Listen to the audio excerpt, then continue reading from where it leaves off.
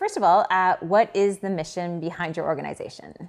So My African Corner actually started with my story. I moved here, can't remember how many years ago now, but I was 17 and I was without my family, and it was hard to adjust into the Canadian environment because you don't have access to community. And I grew up in Nigeria, right? And so I wanted to create a hub for people to be able to connect with community, find businesses, events, arts, and culture. But as I walked through the entrepreneurship ecosystem, something that I became increasingly aware was I was the only one who looked like me in certain rooms, right? And so I wanted to be able to bridge that gap. And as I talked to more Black founders, I found that they were missing from that conversation, and there was a reason why they were missing.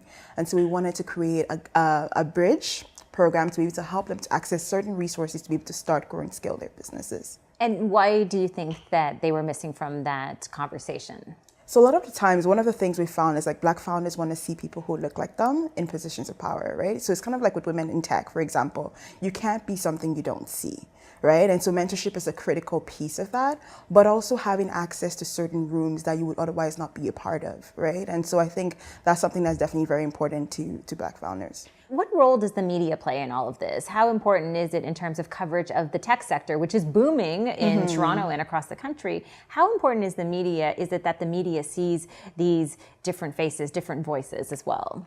The media definitely plays a huge role. I'm often asked about poor African women, even though I live in Toronto. And so this is definitely a story that has been told over and over again, and that is the perception that is seen of the Black community as a whole, which is a problem because a lot of the times we're shown in different extremes versus like living the everyday life. Right, and so there's so many Black women in technology, for example, that are looking to get into top programs, but they don't have access because people have a perception of what we're supposed to be able to do, right? So the media definitely plays a huge role. The other part of that is actually organizations play a huge role as well. I know a lot of brands have come forward recently to say we want to support Black women founders, we want to support the Black community, we want to support, diverse founders, and I think that is huge. I also know there are organizations, for example, where their CEO would not sit on a panel if it's not diverse, right? So little moves like that actually make a huge impact because it has a ripple effect where other organizations say, hey, wait a second, why are we not doing that, right? And so I think that's pretty important, and amplifying those stories is huge. And also there's an argument in terms of the economic success of businesses that do promote diversity and do have a more diverse workforce, or even startups that have more diversity in terms of founders. Can you talk a little bit about that piece of the puzzle? Definitely. So there was a report recently by Intel that showed that diverse companies that have diversity in their workforce actually are able to do a lot better. So this was a McKinsey report, sorry. The Intel report showed that the US economy was missing out on $370 billion in value in companies by not having ethnic diversity. So that's a huge number. And the number for having women in leadership positions in addition to the ethnic diversity was actually closer to 500 billion.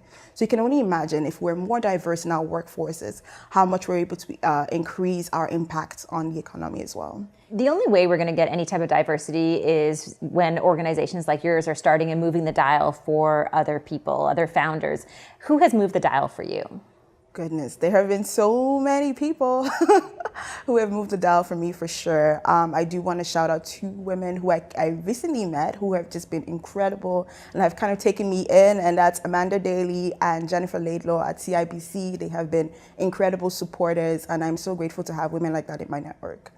And how optimistic are you about the future as far as us being able to see more faces, more diverse faces in the technology industry and beyond?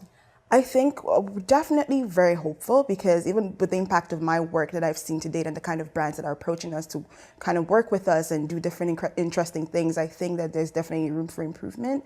And I think that we can definitely go further as a country when we increase diversity. What's the next step for you as far as your organization? What do you want to do next?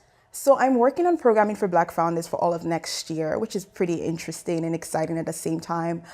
It's interesting because there was a recent report by an organization called Digital Undivided, where they found that only 36 Black women in the US have raised over $1 million.